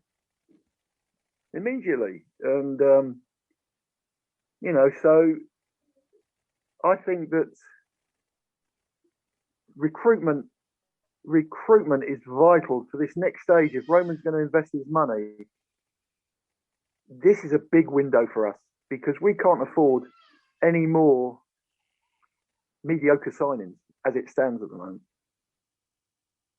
Well, let's start with your 3 players that you would like to bring in, and then we'll sort of discuss it briefly, and then I'll go through my list. But we'll start with the incomings first, and then we'll discuss about the players that we want to pretty much just completely get rid of. Well, to me, I'd do whatever it takes to get Haaland. Whatever it takes, I would do. Whether that's having a little bundle with Tammy, Hudson-Odoi. When you think about it, is another thing. Chelsea turned down £70 million for Hudson-Odoi. £70 million. It's a lot of money. It's a lot of money. He's gone on to a bloody big contract because there was a £70 million bid for him, and he's done nothing. He doesn't seem to me he wants it enough. So I'd do a lovely little bundle, and I'd say to Bayern, there's 3 players, and we pay 50 million quid for Haaland. And you've got to remember, Dortmund love signing English players. They like English players. And I'd do whatever it takes to get a proper 9 that will guarantee us between 20 and 30 goals a season. Because without that, I think the Champions League is going to be even harder next year. And we've got to be up there we've got to progress and do the right things now. The other thing I'd look at is a centre-back. And I'm gonna go right. I watched Fulham on the telly a few times, and this is only on the telly. Obviously, I couldn't go to the game, but I like Anderson, the big centre-back from Lyon. He looks to me to be a leader. He's good on the ball. He's very good in the air. The sort of defender that loves defending, playing in a struggling side, but still looking good. great range of passing. And please, when everyone's slagging me off, Van Dijk came from a struggling Southampton side. And he proved to be Good point. an absolute. Good point. But I like at Fulham, and I think in a good side with good players, he'll become better. And he's only 22. And then the other one, I like mobile midfield players. I don't think you get him, but I think the type of player we need is a Tielemans. We need that. We've got the best defensive midfield player in the world. We've got Mason, who's as good, but Tielemans is a bit of both. He can play in that slightly deeper role alongside Kante, and he can get forward. He's a box-to-box midfield player. So those would be my three. If in an ideal world. And I can't understand for the life of me why, when he was at Leicester Tielemans and he was playing really well, why more clubs didn't say, we'll have him. We're putting a bid for him. He's always been a very, very good player. And no, I wouldn't have Hazard back. We will talk about that later. I'm glad you brought him up, but I would like to talk about that later. There's been a lot of talk about that, hasn't there? By the time we sign him, he'll be 19 and a half stone. It's too much paella. Oh, dearie me. It'll be too much paella. So you've gone through your list. We will put this up on our social media accounts as well. We'll actually sort of have a bit of a fun game with this. We'll sort of put this in our vault, and then we'll see if any of them actually do come true. But we will sort of upload these on our Instagram page, and we'll upload these on our Facebook and Twitter accounts. But you've gone through your three. Steve, I'll just sort of quickly go through mine. I was thinking of maybe adding a fourth, but I thought, no, just sort of to be on the safe side, I'll stick with the three. The first player who I would go for, without a shadow of a doubt, and again, you've talked about, bringing in players with player plus cash. I would do, for me, whatever it takes to bring in someone like a Declan Rice to Chelsea. I would speak to West Ham and say, if you want £80 million, it's yours, but we'll throw in a couple of players like Marcos Alonso, Michy Batshuayi, players of that ilk, for Chelsea. Premier League experience, if you want it, they're yours. Maybe even potentially a couple of loan players, like maybe even loan Hudson-Odoi to them. But I would do whatever it takes to get Declan Rice to Chelsea. For me, him and Mason Mount would be this generation's equivalent to a John Terry and a Frank Lampard for one club. Yeah, I think they're both sort of leaders in their own right, aren't they? And, they're best mates. They're fantastic leaders on the pitch. They're great off the pitch as well. And I just feel that Rice would absolutely shore up that midfield that I believe, Kante's fantastic. Gilmour is a diamond in the rough. He's still got some fantastic potential. But, you can't rely on Gilmour's every single game. Other than that, I would get rid of everybody else in that midfield role, and I would bring in Rice and have Kante and Rice in midfield. I can't argue with you in terms of the player, because Rice is a superb player. The only thing that concerns me in that is that if you have Kante and Rice, I think they've scored about 3 goals between them this season. And what I'm a little bit concerned about, as we've read out through the goal scorers at the moment, we aren't getting the goals all around the team that we should be getting. And my only concern on that, he's a great player, Rice, is that where are we going to get the goals from midfield from? And that's my only concern, because our leading midfield player hasn't scored a goal in open play, and the other leading has scored 6 goals. So we've got to get those players, the midfield players. I think Mount will get into double figures. I really do. I think he will get into next season. But we need another one of those that's going to get into double figures. Well, it's interesting you say that. And again, it's all about opinions. It wouldn't surprise me if they let Kante go. Because how old is he now? Oh, I believe 27, 28 years old. Well, if he's 28, 29, if he's 28 or he's 29 this year, it could be the last time that they can get a paid. And the one thing about Chelsea, if you look at their transfer record, is they know when to sell a player for top money. And then if Kante goes and they've already lined up Rice. Oh my word! But I just want to interrupt you. Sorry, Steve. I've just got his age. He's not 27, 28. He's actually 30 years old. Yeah. So really, and he's had a lot of injuries, hasn't he? Yes, he has. Yep. It wouldn't surprise me if he's one of the boys that go. As much as it would break my heart. But the truth of the matter is, if you're getting Declan Rice in, and you'll still get a lot of money for Kante, then, Tammy Abraham's going to West Ham might be a good deal in that deal. Yes. And the other one, which is, I feel sorry for him, but to me, he's not top class, is Kurt Zouma.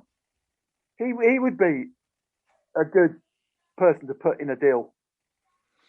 So that might be a little something for them to, a couple of those players going in.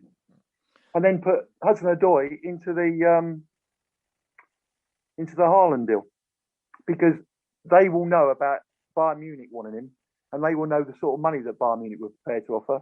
And they do like signing English players. Well, you talk about Dortmund. The next player on my list does come from Dortmund. It's not Haaland that I would particularly go for, like realistically that I would go for, but it would be Jadon Sancho. And the reason for my choice is I believe he has got better as the season's progressed. The fact that Dortmund have come out recently and said that if anybody wants to pay what we feel he's valued, he's yours. And apparently his valuation has gone down from what it was last season. He's a guy that's got so much potential. He can easily get better with the right coaching. And I believe someone like Tuchel will love having him in the team.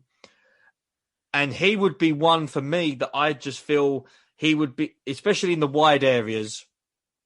And I'm not counting Werner in this instance, but he's better than what we've got. Oh, listen, he's certainly better than Hudson-Odoi because, to be fair, I think they both suffer from the same syndrome. Because he's been a bit of a naughty boy. He's got a few disciplinary marks against him at Dortmund, hasn't he, over the last year? That's right. Yes. But I think Tuchel probably has he's a disciplinarian, Tuchel, and probably that's what he needs. And I can see that, but I still think the one thing we got to do is get a 9. Well, that's the last person on my list. All right, I'm looking forward to it. That's the last person on this. You aren't going to Man City, are you? Well, no, because people that say about Sergio Aguero, for me, our chance of getting Aguero was over 10 years ago. When he was at Atletico Madrid, we had the chance to sign him. We dilly-dallied on the price for him, and he ended up going to Manchester City, and we ended up missing out on a fabulous player. Yeah, part of me. I would go to Inter Milan. Oh, well, I would actually sort of, ask both of them which one wants to come because I would love to have Lukaku back. Much to many Chelsea fans' confusion because a lot of them don't rate Lukaku. I personally feel that he's this generation's version of a Drogba. All right, quality-wise, he might not be the same, but he isn't far off. and he knows where the goal is. He's scored over 100 Premier League goals. He's not a bad player. But the other player who I would probably go for if Lukaku's too expensive is Martinez from Inter Milan. Yeah, he's not a bad player, him. Now, he is somebody who would certainly get you the goals, and I think he would actually work well with the likes of Mount, with the likes of Werner, with Sancho. If we did obviously buy both, that'd be pretty awesome. But even someone like a Pulisic, he would work fabulously well with the movement in that front three. And when the likes of Kante, if he's still there, breaks up the play, Martinez's movement off the ball, defenders would find it a real hard struggle, especially with the pace of the Premier League. They would find it a real hard struggle to cope with that. So my heart says Lukaku because I still think he's a fabulous player. But personally, I would love to get the Martinez. Yeah, that is a very good shout. That's a very good shout. That's the three players that we've picked. Hopefully, we will watch with interest. We'll see which one of these six players potentially could come to Chelsea. It could be none. It could be three. Hell, it could even be five. We don't know, but we will watch with interest, and we will actually keep an update on it on our social media pages. We're going to quickly now talk about and we had to put it down to three because otherwise, if we talked about the whole squad, we'd be here for another 3 hours. But we decided to go with the three. So, Steve, I want you to come up with the three names that you would be more than happy to pack their bags, tell them thanks, but find yourself a new club. Right. This is, I think for Tammy Abraham's career, he's got to go. Okay. And I think that's a decision that should be in the interest of both parties. And it's with great sadness, having sort of been a Chelsea baby once. It's sad to say. I'd be ruthless with Hudson-Odoi because he's got the most, God's given him the most unbelievable ability. And I don't think he's doing himself justice. And I would let him go. And I'd let Kurt Zuma go as well. Because I think as good as 100%, he's 100%er. He gives everything all the time. I just think at times he comes up short. Apart from when he goes up in corners, and he's very good at that. But it's all about defending, and I would let him go. And as I said, I tried to use them in deals if I could. Interested. And what concerns me as well, when you look at our recruitment, and we go for all these exotic, well-known foreign players, I wonder if you'd swap Watkins, who was at Brentford, for Werner at the moment. I wonder. That'd be interesting. You know, and he cost, what did he cost? 18 million quid, didn't he, or something? Yeah. 18 million quid. And yeah, I wonder, you know, because he caused us problems the other day.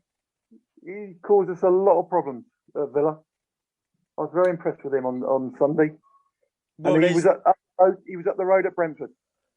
There's talk of him potentially going to Tottenham as a replacement for Kane, but again, as you say, we'll watch sort of the space with that. I do believe there is a player there in Ollie Watkins. You know, so certainly he has got the pace. He's got some great skills as well, which would frighten defence. And it would be interesting if you played him in a better side. With all due respect to Aston Villa, if you did play him in a better side, what he can produce. Yeah, I just think it's nice to see people stretch people with runs from the middle. He does that lovely bending run, and once he's in, he's got good pace and he's got a good touch. and he stretches teams, and that's what we lack a little bit. Apart from Werner going down the left most of the time and causing problems in wide positions, because if he goes up the middle, he gets himself offside so many times. Yeah, but yeah, I just think sometimes we keep, one of the best signings that I can think of for a long, long time was Robertson from Hull. For what did Liverpool pay? 8 million quid for left back. it was less than 10 million. Yes. There are people under your nose, but what we do, we go for these, and it's probably easier for the likes of Watkins and Robertson to settle into the Premier League than it is foreign superstars. Yes. I'll touch on my three. Mine's not the same as yours, which actually makes it more interesting. So we'll watch this with great interest over the summer.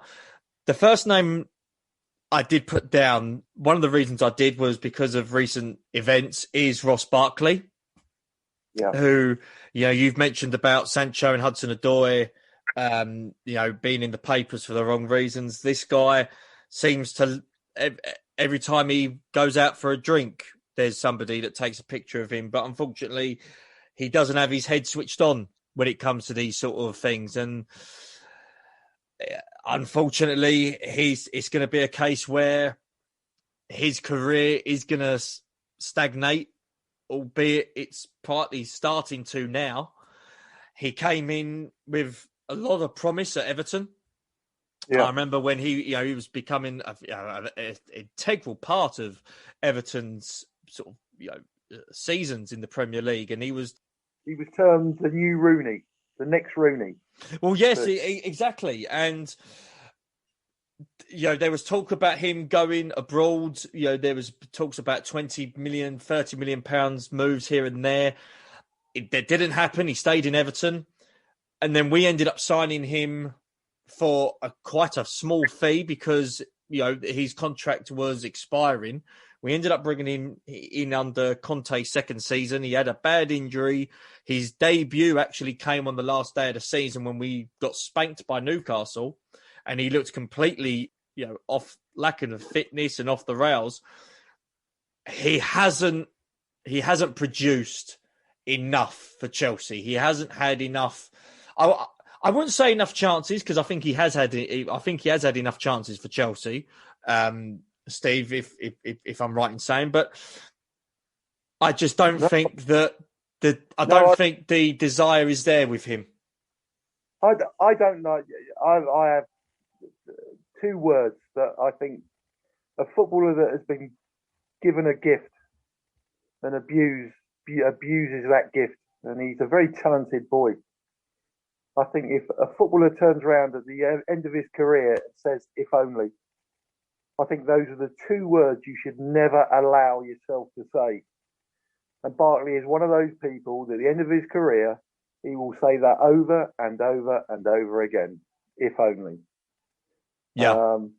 Because he's probably a multi-millionaire. But when it comes to it, loads of ability. To be fair, Keith, I actually forgot he was still at Chelsea. I actually forgot he was. I've seen him play for Villa, and he hasn't really pulled up trees there. He's done it in little spells, but he hasn't really done it over. But no, I totally agree. I totally agree with you.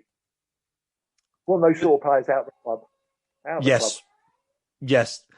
The next player, no surprise for those who have been supporting the podcast since episode 1.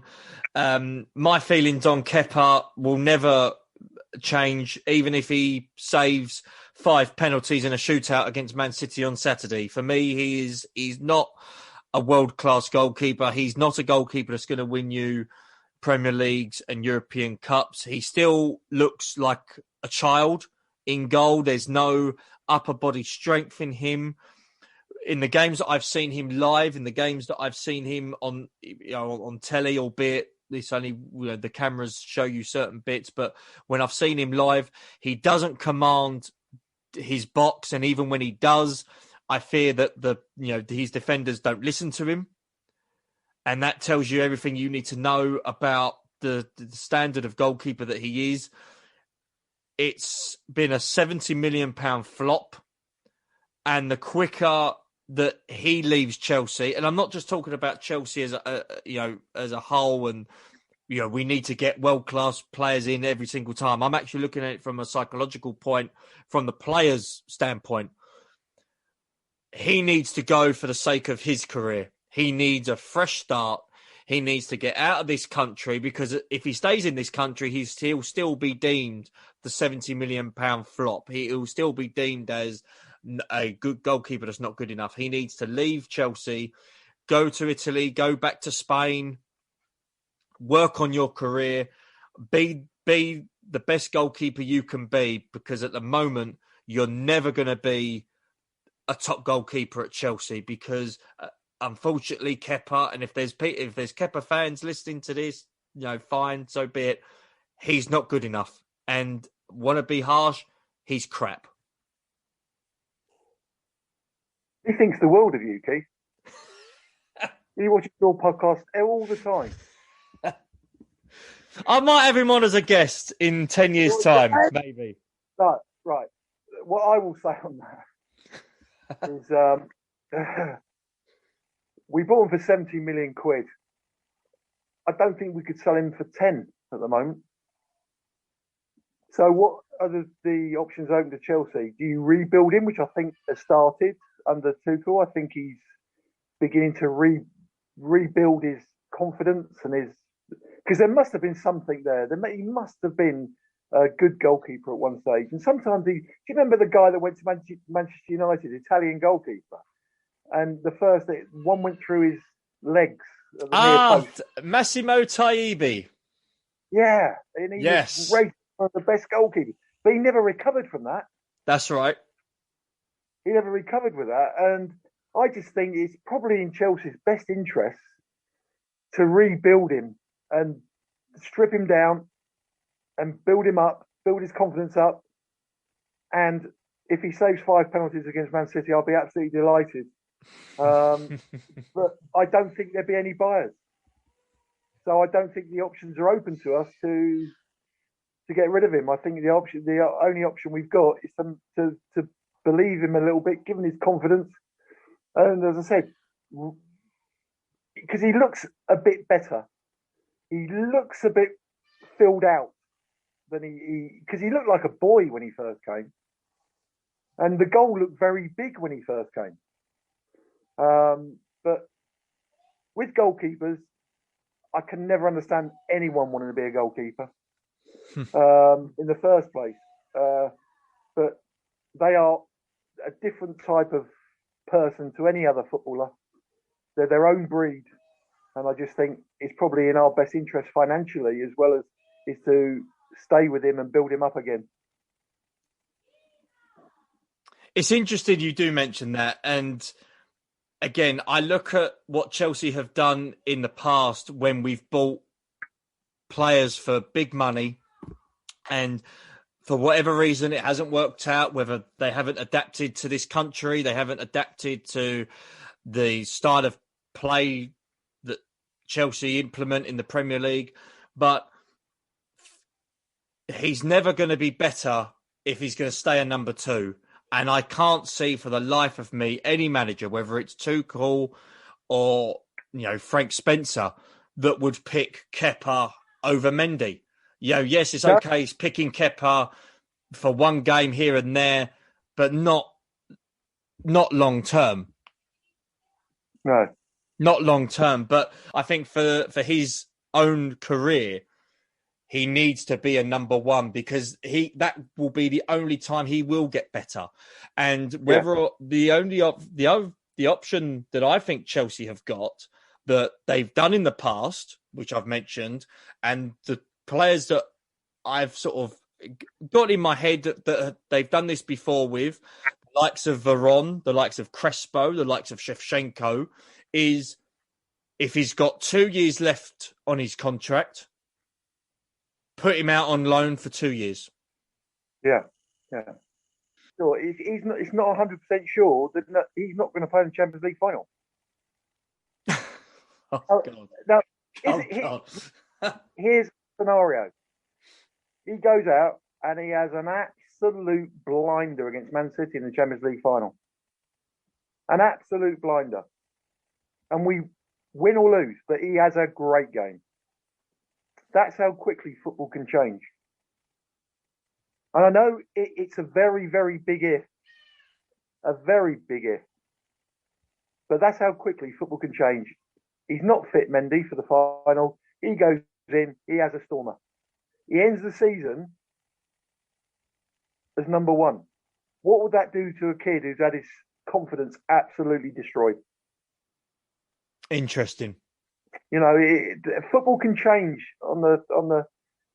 You know, it's the most. So many people that you see, their career changes on one little aspect, and all of a sudden it's bang, and they're away.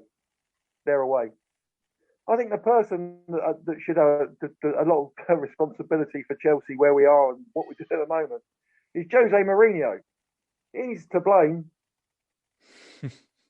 If you look at the players that he sold, what we do as a club to have them now, De Bruyne, Salah, you know, Lukaku, you know, people that he didn't think could affect his CV, that couldn't win him trophies while he was manager. He just got rid of them. And they were Chelsea's future. This is going to end up being a controversial episode. I like it. Interesting. I believe it. I believe anyone at a football club, when Jose Mourinho is there, that can't affect winning trophies for his CV, he doesn't pay any attention to, and he'll get rid of. And those three boys were kids when he was there, and he didn't give them the time of day. And look at them, all three of them. And you had a few more to those as well. But that, you know, we've given away, and I say given away to Wolfsburg, a player who's become probably the best player in the world. Yes. And that was our future. They were bought not for Jose Mourinho, they were bought for the future of Chelsea Football Club. They were little investments for the future. But oh no, Bollock Bunce, who causes rows wherever he goes, you know, he got rid of them. Interesting. That's sad because the recruitment at Chelsea then, I don't know who it was, but he was bringing in players that were quality players and had the foresight to see that these younger kids that he was buying for nothing, you know, very reasonable amounts of money, which were to be put and nurtured for the future. Was it Frank Arneson? Was he the man who was? No, the individual was Michael Emenalo. Frank Arneson left quite before that time. But he had foresight in the players that Chelsea bought. They were very talented young kids, and they were kids at that time. Yeah, you know, and I think that we're talking. Well, no, football's. But listen, I would, in many ways, I don't care how Chelsea win on Saturday. I don't care who's in goal, what the team is, as long as we win. But you know something, there's a little bit of something. When someone has a hard time in football and their confidence goes and everyone's on their back and it's a horrible position to be in. And he's had to deal with this for a long time now, the goalkeeper. A long time. He came as the world's most expensive goalkeeper. He knows more than anyone he hasn't done himself justice. But sometimes football has a nice way of turning the tide on your career, and hopefully his is a tidal wave on Saturday if he plays. Well, I'm glad you mentioned that because it's actually a good segue to my last player on the list. And you're not going to tell me Hazard, are you? No. A player that I would like to sell. No, that's all right. A player that I would love to actually pack his bags for him, and I'd even pay his cab fare to the airport. A player who has divided opinion. I've given him the benefit of the doubt on more than one occasion. And I just don't believe he's another player that's going to win us the league championship. I don't believe he's going to be a player that can improve his game by staying with us, and that's Jorginho. Yeah. I feel that it's time for him to go. He hasn't progressed as an individual or even improved the team.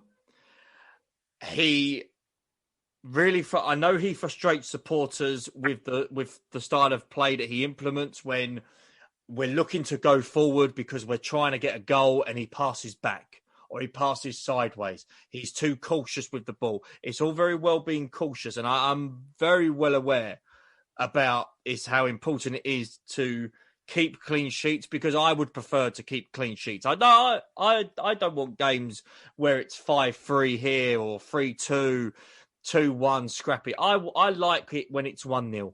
You know, people used to moan when Jose was first in charge about, oh, we're not entertained, the football's dull, we're not attacking much, or it's not entertaining. We were winning matches. And the last time I checked, football was about winning. It's all very, and you look at Petr Cech's record.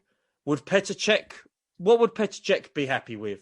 His clean sheet record, or being in a game where he was winning 4-3 or 5-2 or 4-1? Clean sheet record without any doubt whatsoever. Absolutely. So, but what I'm saying to you is,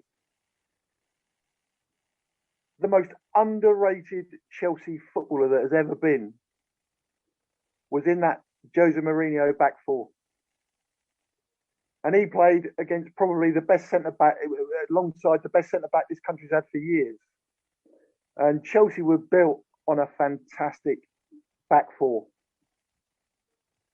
And Chelsea had the ability to go 1-0 up. And in those days, when Chelsea went 1-0 up, a lot of teams thought, that's it, we've lost that, because they were that good. And that most underrated footballer that Chelsea's ever had is Carvalho. Carvalho was one of the best defenders this club has ever had. And him and John Terry were the best partnership I think this club has ever had. And the Chelsea foundations were built on that. And what he's tried to do ever since is replicate that, but he's never had the players. He tried to do it at Tottenham, go 1-0 up and become negative. I remember watching Chelsea-Tottenham at Chelsea, and I think it was Carvalho scored to go 1-0 up.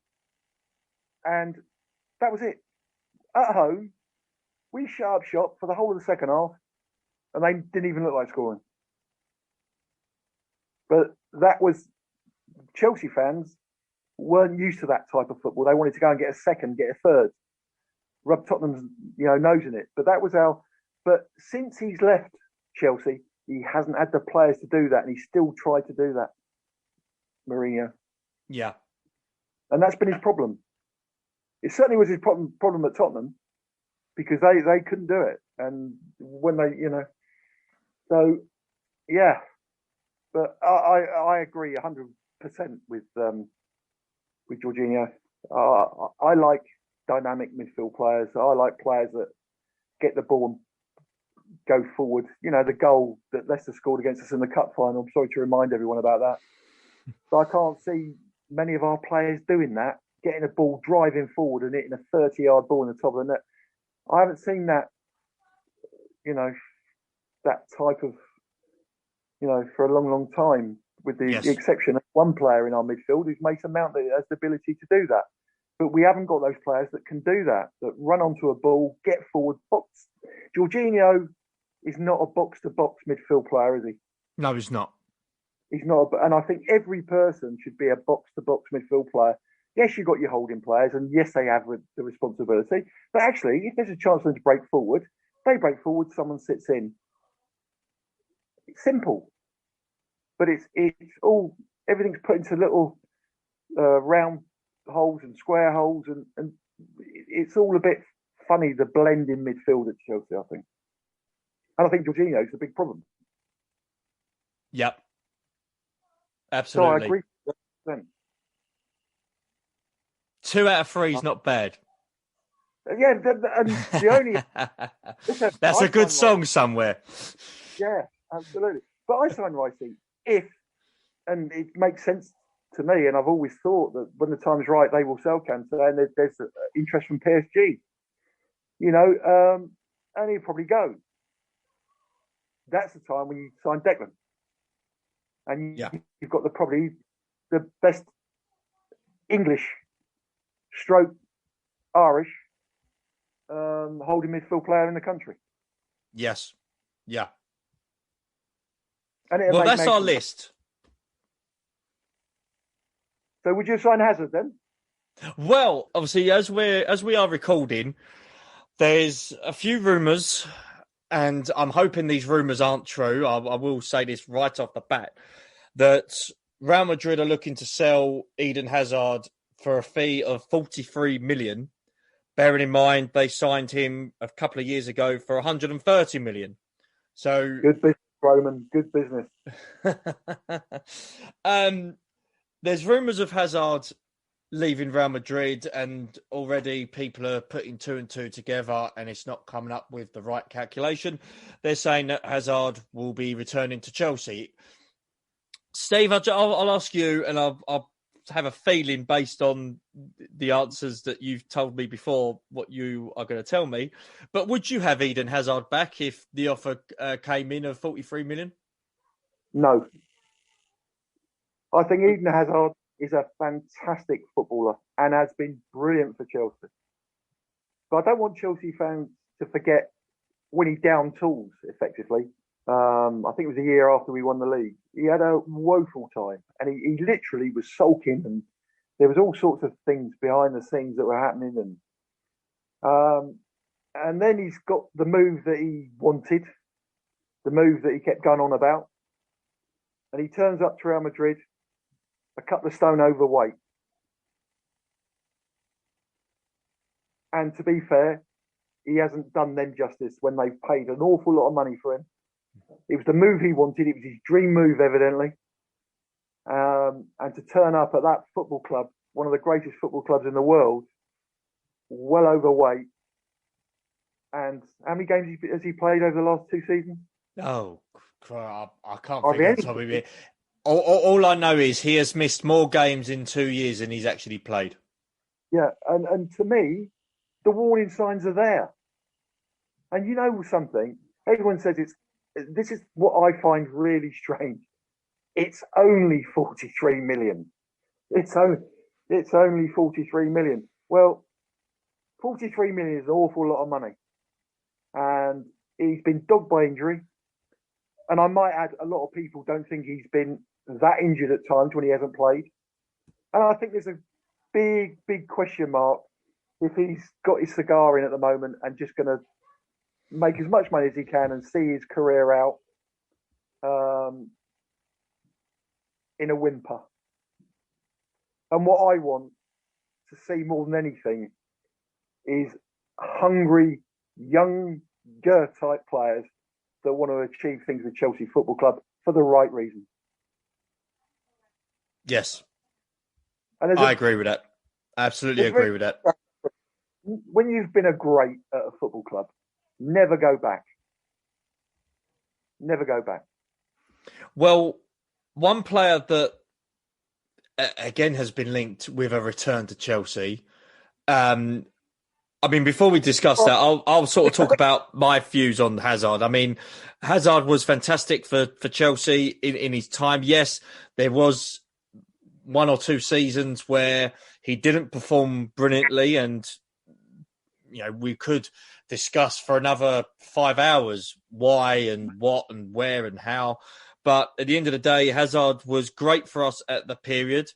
It was the right time to sell him to Real Madrid because he scored, I believe it was 2 goals against Arsenal in the Europa League Final, and it was just a case where you just knew he needed that next move, that next step to become one of the top players in the world. And I remember at Chelsea when we won the league, he was being talked about as not just the best player in the Premier League, but one of the best players in the world. The next season, completely a different player. And there's no way he has got near the standards of Messi, the standards of Ronaldo, and even going back to all the way to, years gone by, he hasn't got to that stage where people are talking about him being one of the world's best. He's at Real Madrid, a couple of stone heavier, a lot more richer, but he certainly hasn't been the Hazard that Real Madrid wanted. And at the end of the day, Real Madrid are deep in debt. They need money. They see Hazard as a commodity that they could possibly sell. And if I was Chelsea, and I know Chelsea fans are partly, some are split on this, I'm definitely in the camp of no way should we re-sign him. There's no need. I'd rather sign, honestly, Keith, I'm not being funny. If I'm going to make a signing like that, and I don't know how old Hazard is. He's 31, is he? I will have a look now. Yeah, I think he's... Let me just have a look now. Mr. Hazard, he's 30, yes. Yeah. So I'd rather, without paying any money, one of the best signings in the Premier League this season, and the guy is absolutely quality, was Cavalli at Manchester United. On a free. Yes, they had to pay him a few quid, but on a free for nothing. That man is a class footballer. If I was Chelsea and I wanted to do something a little bit different and think outside the box, I'd sign Aguero. I'd do a sign like Silva for a couple of years, and when you wanted him, if you wanted him on the bench, you had him coming on, I think that guy has got 2 more years of scoring goals in the Premier League, and he proved that on Saturday. He was unbelievable on Saturday. Yes, he did. Yeah. But I think he'd probably go back to Atletico Madrid. I think that's where he'll end up. But I'll tell you, if I wanted a funny little thing like a Silva who's been... I wish that man was 28. Because even at 34 now, he looks absolute class. Well, it seems as if Aguero's going to be going to Barcelona. As again, Barcelona have not got any money to spend on players. So it looks as if they're going to be going to the free transfer market, and Aguero would obviously fit that bill. And I think it'd be interesting with him and Messi playing together. But the other player that's been, say, linked with a return, I wouldn't say Chelsea fans are going to pine for him and sort of, plead for the club to re-sign him. This is actually quite fresh, Steve. This is one that's come in within the last hour since we've started recording. There's speculation that Willian, the guy that left us for Arsenal last season, wants to come back to the club. He wants to leave Arsenal, and apparently his preference would be a return to Chelsea. Now, as this is fresh and as we are recording while this is happening, I'll get your thoughts on this, Steve, before I'll give mine. Step backwards, Keith. We've got to go forward. Absolutely. We've got to go forward. We're at a stage now where he's another one that has let him... I never thought Arsenal fans would hate someone that I thought was absolutely brilliant for Chelsea. I loved that boy. I thought he was absolutely brilliant the way he played for Chelsea. And I never thought a group of fans could dislike. I think sometimes people underestimate what playing for Chelsea is. And they think the grass is always greener on the other side. They're a little bit like Hazard, wanting to go to Real Madrid. But I'm sure £500,000 a week might change anyone's views. But what I'm saying is, a lot of people leave Chelsea and don't do it after they leave Chelsea. A lot of established players don't do it, and I think they don't realise how much the club means to them.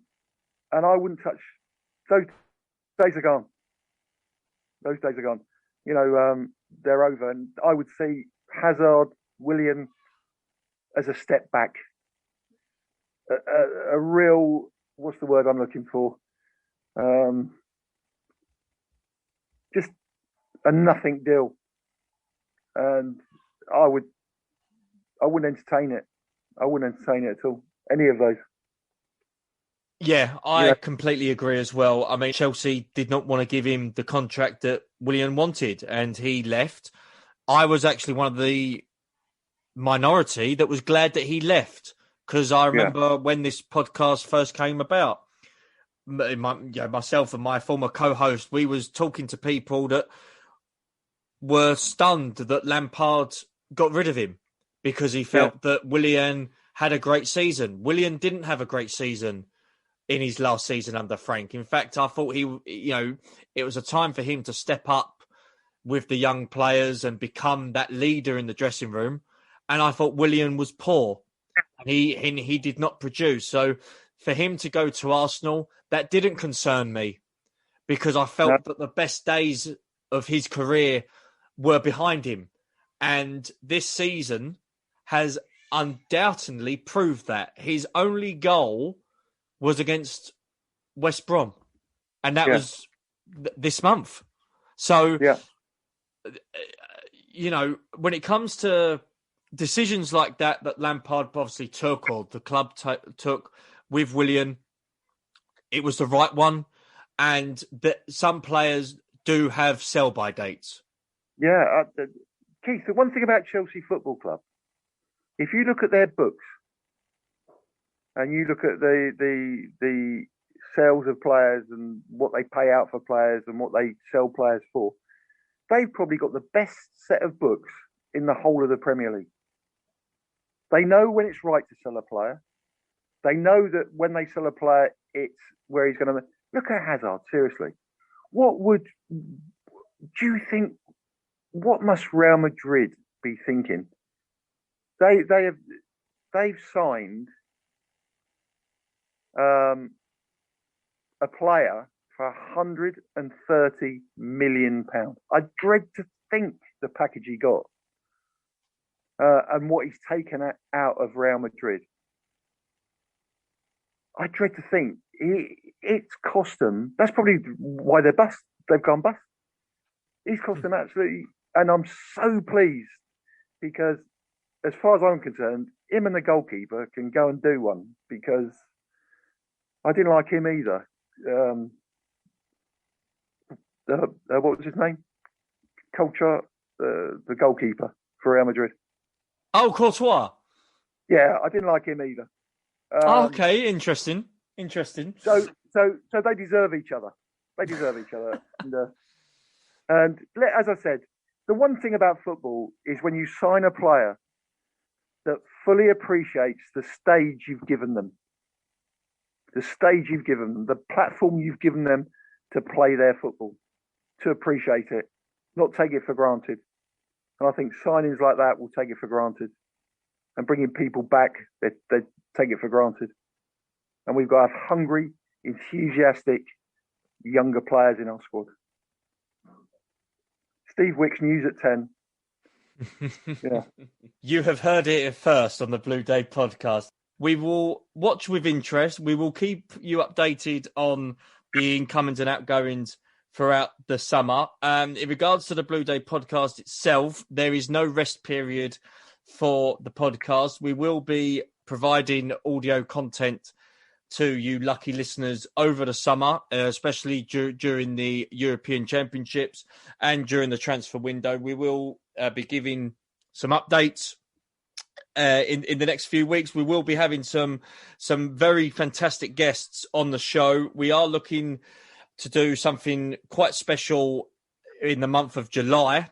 Of course, I want to thank every single person who has listened to the interviews that I've done with the members of the 1971 Cup Winners' Cup team that Chelsea beat Real Madrid 50 years ago this month. I would want to thank every single person for your nice comments, every single person who has listened to the interviews, whether it was a minute, 5, or the entire things. It was an absolute privilege and an honour to interview these individuals, the likes of Alan Hudson, John Dempsey, Derek Smedhurst, even Ron Harris going all the way back from last year. It's been an absolute pleasure listening to their stories of Chelsea all them years ago. But I can announce today that we have another interview from one of the members of that team, and that will be coming out on Bank Holiday Monday. It's a Bank Holiday special for the Blue Day podcast, and it is with John Boyle. John Boyle will be joining the Blue Day podcast, reflecting back on his career with Chelsea, and it is a fascinating career as that as well. He's played with Terry Venables, George Graham, Peter Osgood. 266 appearances he made for Chelsea. He's one of the unsung heroes at Stamford Bridge. His name is not bandied about when it comes to the team of the 70s, and it should be, because he was part of the 1965 League Cup team when Chelsea beat Leicester City, so many years ago. He was part of that side. So if you enjoy your Chelsea history, if you love listening to these stories, I urge you to listen to John Boyle's interview coming up on Bank Holiday Monday. It will be out Monday morning, and it is a great interview. There will be more interviews as well in the month of June that will be announced very, very soon, as well on our Instagram, on our Twitter pages, on our Facebook, the Blue Day podcast, on the transfer activities that Chelsea will be doing, incomings and outgoings. It's going to be a busy one this summer. I'm going to obviously enjoy it. And Steve, of course, this is going to be a big summer for the podcast and for Chelsea. So just finally, what are your predictions for this summer for Chelsea Football Club? I think we're going to take a big step forward. The one thing we can't do is a Tottenham and an Arsenal and get left behind. And I would imagine the powers that be we need to do a fair bit of business in the transfer window to get us back up there on a regular, consistent. We've got to get up there with Man City and Man United, because we've lost a bit of ground, and we need to make a few good signings to mould this team together and make it one to fear. Because the one thing we can't do, because I'll tell you what, it's going to be harder to get into the Champions League next year than it was this year, and it was hard enough this year, as we all experienced at the weekend. I never thought I'd ever say thank you to Tottenham, but thanks, Tottenham. So I think it's a really important window for us. Absolutely. And before I do eventually go in what has been probably arguably the longest episode we've had on the Blue Day podcast so far this season, I also would like to thank Steve Wicks as well. I'd like to thank you, Steve, for being a fantastic co-host and obviously talking Chelsea, all things Chelsea with you. Again, your heart is Chelsea. You bleed Chelsea. It's great to, listen to your stories of Chelsea from the 70s and 80s and, talking about current events. So I'd like to thank you as well for being part of this podcast, and hopefully throughout the summer and even towards next season, whether we win or lose on Saturday. But next season, hopefully we'll be watching Chelsea at Stamford Bridge, of course. Yeah. As well. That'll be something very special. I'll tell you what, Chelsea have a habit of putting things out of the bag when they're the underdogs, and it happened in 1970 with Leeds, when everyone said that Leeds were going to hammer us and they didn't. So who knows on Saturday? Let's keep our fingers crossed, and let's hope that Saturday's a blue day. Saturday, a royal blue day. Yes, Saturday hopefully will be a royal blue day, and we're going to enjoy it no matter what here at the Blue Day podcast. Thank you very much for everyone who has listened to us have a bit of a rant. We've appreciated your company. I'd like to thank as well Steve Wicks again for his time. I have been Keith Lawrence. He's been Steve Wicks. Enjoy the rest of your day. Stay safe and carefree.